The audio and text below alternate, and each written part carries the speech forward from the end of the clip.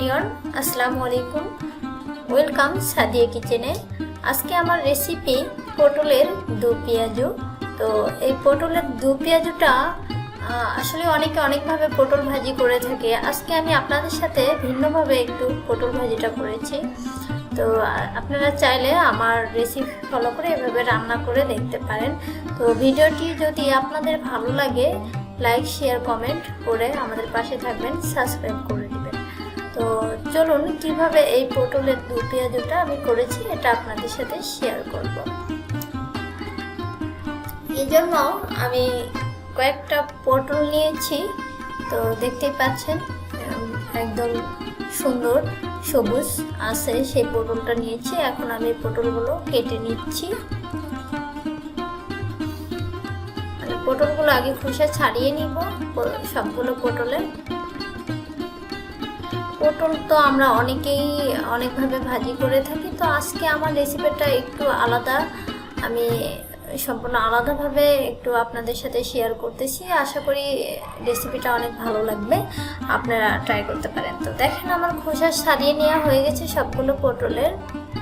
এরপর যে এখন আমি কিভাবে কেটে নিচ্ছি দেখেন, আমি মাঝখানে একটা ভাগ করে নিলাম। এখন আমি ছোট ছোট করে আস্তে আস্তে করে এঁকে নিচ্ছি বটির সাহায্যে। দেখেন, দেখতে পাচ্ছেন, আপনারা এভাবে এঁকে নেবেন। এই যে দেখেন সবগুলো আমি পটল এভাবে করে নিয়েছি। তো এখন আমি পটলটা কিভাবে ভাজি করব সেটা দেখিয়ে দিচ্ছি। সবগুলো পটল আমার কাটা হয়ে গেছে। তো পটলগুলো ধুয়ে নিয়েছি। এখন আমি এতে একটু লবণ দিয়ে দিচ্ছি, একটু পরিমাণে হলুদ আর মরিচের গুঁড়া। সবগুলো উপকরণ আমি মিশিয়ে নিচ্ছি। যেহেতু আমি পটলটা এটা ভাজি করব, এগুলো দিয়ে আমি এখন মিশিয়ে নিচ্ছি এবং এটা এখন আমি ভাজি করব। ভালোভাবে মিশিয়ে নিয়েছি আমি। এরপর যে আমি চুলায় একটা কড়াই বসে দিয়েছি। এখন আমি সবগুলো পটল একবারই দিয়ে দিব। কড়াইটা বড় আছে, সবগুলো একবারে ভাজি হয়ে যাবে। তো দেখেন আমি সবগুলো পটল দিয়ে দিয়েছি। তেলটা আর একটু লাগবে, তাই তেল দিয়ে দিলাম। আমি পটলটা এখন ভালোভাবে ভাজি করে নিব।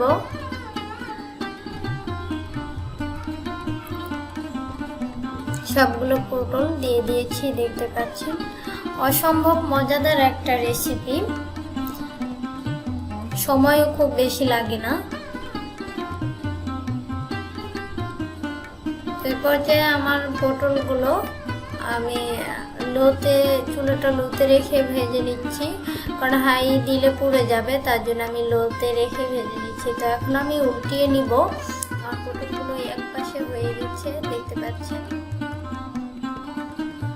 ব্রাউন করে ভেজে নিতে হবে পটলটা, আবার পুড়েও যেন না যায়, সিদ্ধটা যেন হয়। এই জন্য আমি একটু লোতে রেখে ভেজে নিচ্ছি। তা আমি উল্টিয়ে নিচ্ছি সবগুলো পটল। এখন এক পাশটা আমার হয়ে গেছে পটল। খুব মজার একটা রেসিপি, প্রায় বাসে করি। আপনারা আমার রেসিপিটা ফলো করে রান্না করতে পারেন। নতুনদের জন্য একদমই পারফেক্ট একটা রেসিপি, যারা খুবই ভালো লাগবে, এক কথায় অসাধারণ। গরম ভাতের সাথে খেতে অনেক মজা।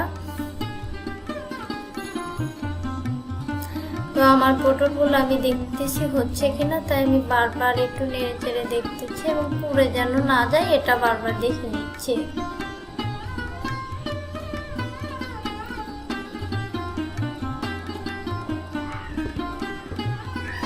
এ পর্যায়ে আমার পটল কিন্তু মোটামুটি হয়ে আসছে, দেখতেই পাচ্ছেন।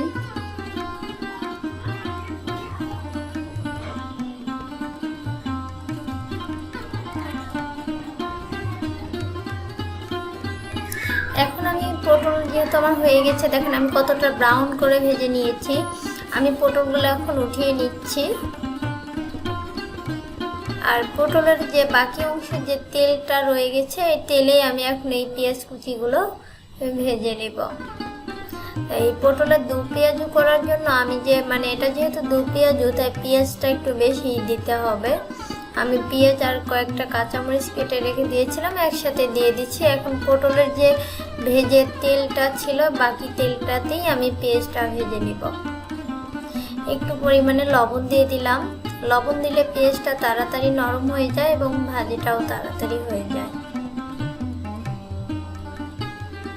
এরপর যে দেখেন আমার পেঁয়াজটা কিন্তু নরম হয়ে গেছে এবং আমি আরেকটু ভাজির জন্য অপেক্ষা করব। পেঁয়াজটা একটু বেশি করে ভেজে নেব, একদম পুড়ে যাবে এরকমটাও না।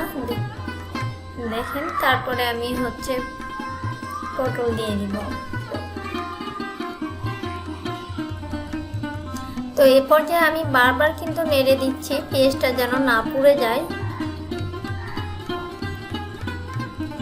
আমার পেঁয়াজটা প্রায় হয়ে আসছে, এখন আমি পটলগুলো দিয়ে দিচ্ছি। তো পটলগুলো আমি এখানে কিন্তু কোনো রকমের কোনো পানি ইউজ করিনি, দেখতেই পাচ্ছেন। আমি পটলগুলো যে ভেজে তেলটা ছিল, বাকি তেলটাতে পেঁয়াজ ভেজে পটলগুলো দিয়ে দিয়েছি। এখন এটা আমি নামিয়ে নিব। দেখেন আমার পটল ভাজিটা হয়ে গেছে। এ পর্যায়ে লোতে রাখে আপনারা একটু ভাজিটা করে নেবেন, আর পেঁয়াজ দেওয়ার পর বেশিক্ষণ ভাজি করতে হবে না।